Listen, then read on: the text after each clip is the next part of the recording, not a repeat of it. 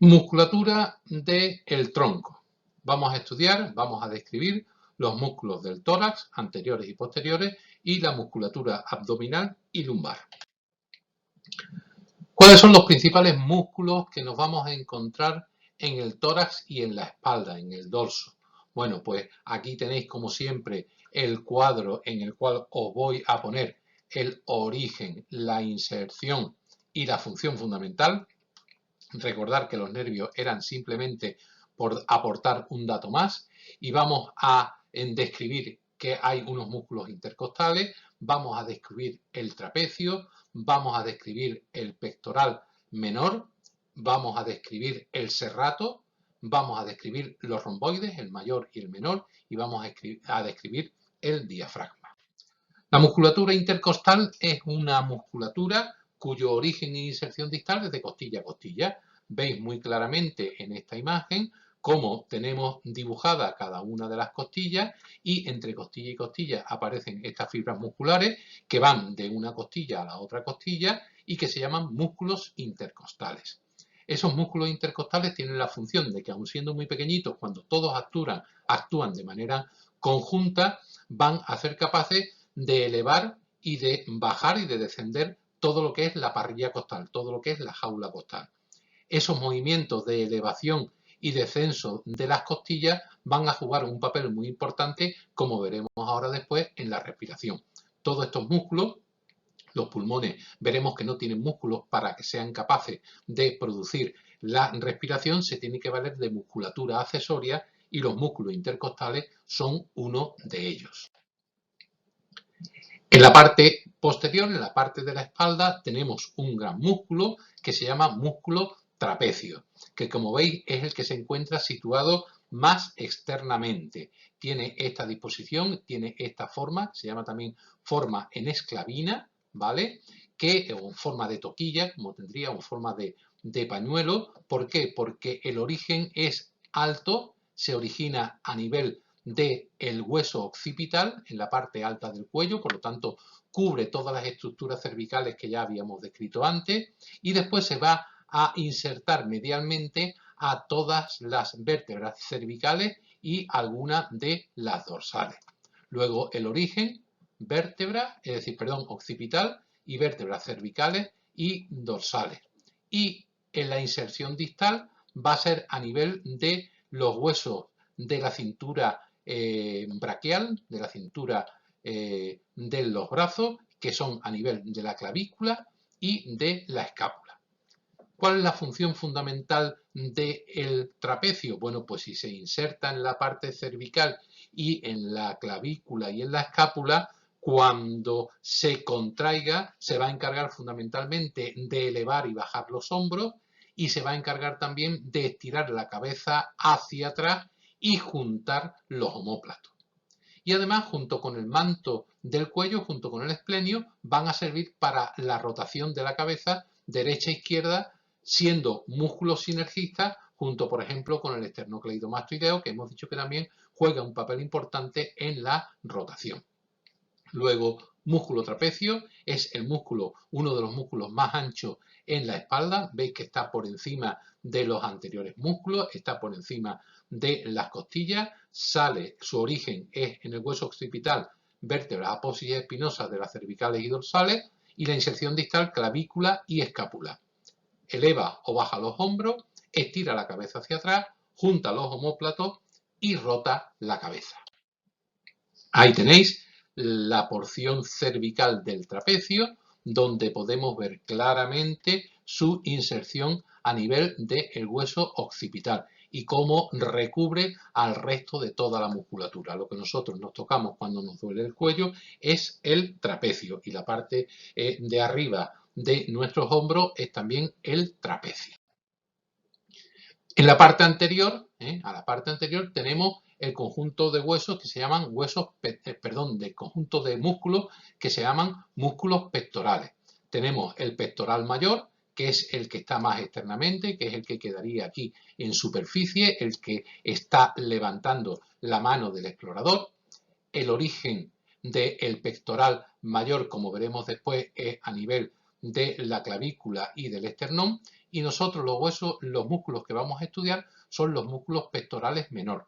El pectoral menor veis que tiene el origen en las costillas, de la segunda a la quinta costilla, y va a ir directamente hasta la escápula. En concreto, os acordáis que os expliqué que había una apófisis que se llamaba apófisis coracoide que estaba saliente. Bueno, pues estos músculos, el pectoral menor, se va a encargar de enganchar las costillas a la escápula y va a hacer el movimiento contrario al trapecio que hemos visto anteriormente, porque esta lleva los hombros hacia adelante y hacia abajo. Si yo cojo y contraigo este músculo, pues lo que voy a hacer es que el hombro se venga hacia adelante y se venga hacia abajo.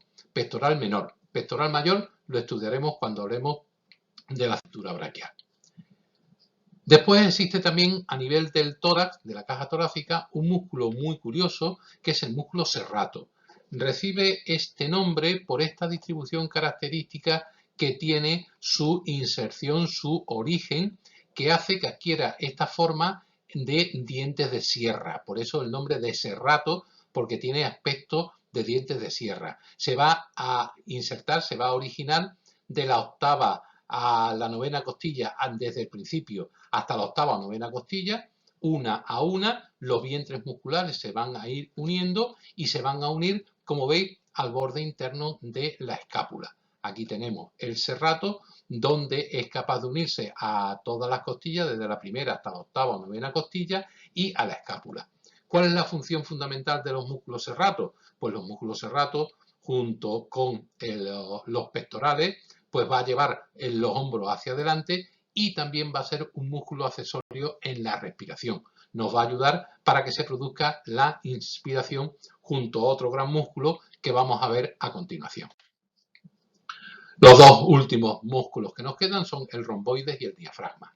El músculo romboides tiene su origen en las cervicales 6-7 cuando hablamos del romboide menor, las dorsales de la 1 a la 4, de la 1 a la 5, cuando hablamos del romboide mayor. ¿Veis? Aquí tengo el origen del romboide menor. En las cervicales, aquí tenemos el origen del romboide mayor, que es en las dorsales. Y la inserción distal va a estar en el borde interno de la escápula. Veis que aquí tenemos el omóplato y aquí es donde se va a producir la unión de esta masa muscular. ¿Cuál es la función que tiene cuando se contrae? Pues va a retraer, va a rotar y va a fijar la escápula. Lo que hace es darle consistencia a la articulación del hombro. Ahora cuando veamos la musculatura del brazo vamos a entender que nos hace falta que el omóplato, la clavícula, estén perfectamente asentados, perfectamente solidificados gracias a estas masas musculares. Luego el romboide retrae, rota y fija la escápula. Y por último, un músculo muy curioso que es el músculo diafragma. Lo tenemos aquí perfectamente dibujado. Es un músculo con forma de cúpula, es un músculo como si fuera una bolsa que va a suponer la barrera física que diferencia el tórax del abdomen. Todo lo que hay de diafragma hacia arriba es tórax, todo lo que hay de diafragma hacia abajo es el abdomen. El origen, pues, es un músculo circular, por eso es su característica, porque está insertado en toda la circunferencia interior del tórax.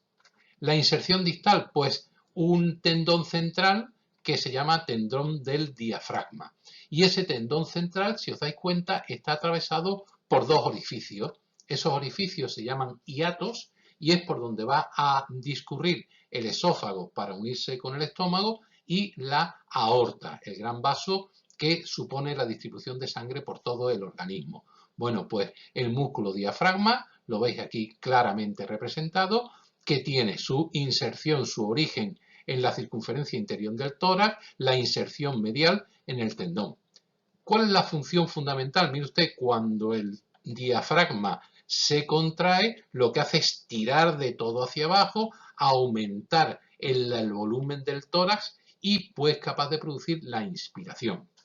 Por eso, los músculos pectorales, los músculos serratos, los músculos intercostales son musculatura accesoria al gran músculo respiratorio que es el diafragma. Luego ahí tenéis representado este músculo que es de la musculatura torácica. ¿Hemos terminado el tórax? Bueno, pues vamos a ver cuáles son los principales músculos que forman la pared abdominal, lo que se llama la prensa abdominal, la espalda, y vamos a hablar algo en concreto, de un músculo que es de la pelvis, el músculo transverso del periné. El resto, pues vamos a hablar de los oblicuos y del resto anterior del abdomen, que es lo que constituye la prensa abdominal, la pared abdominal, y el gran dorsal, que es el gran músculo que forma la espalda, que es el gran músculo que forma todo lo que corresponde a la parte lumbar. Los músculos oblicuos, como tenéis puesto ahí, constituyen dos tipos de músculos, el oblicuo mayor y el oblicuo menor. El oblicuo mayor, que tiene su origen en las costillas, se origina en las costillas y va a tener una inserción distal en lo que es la cresta ilíaca, el pubis y una cosa que se llama la línea alba, que la tenéis puesta aquí, que es una concreción aponeurótica del otro músculo que vamos a estudiar, que es el recto abdominal. ¿Vale? Pues el oblicuo mayor, que es este músculo que está aquí, y el oblicuo menor, que es inferior, que está por debajo, por eso se llama oblicuo menor o oblicuo interno, que tiene el origen en el hueso coxal, en la pala ilíaca, y va también a las costillas, al pubis y también a la misma línea alba, a la parte media del abdomen. ¿Cuál es la función de los músculos oblicuos? Pues veis que la función fundamental va a ser la de cubrir lateralmente la musculatura superficial de la pared abdominal, y con sus contracciones pues nos va a servir para rotar e inclinar lateralmente el torso, lo que es la caja torácica, lo que es el abdomen, y también va a servir para comprimir el abdomen pues en determinadas circunstancias que nos haga falta pues coger peso, o por ejemplo como es el caso del vómito o como es el caso de la defecación. Músculos oblicuos, oblicuo mayor y el oblicuo menor. Y por delante de esos dos grandes y potentes músculos me encuentro con el recto anterior del abdomen. El recto anterior del abdomen tiene su origen en la sínfisis del pubis, en el pubis, ¿veis? Ahí tienes el origen. Y a partir de ahí se producen una serie de vientres musculares que están divididos, compartimentados por concreciones aponeuróticas, de la cual la central recibe el nombre de línea alba, hasta insertarse en las costillas y en el esternón.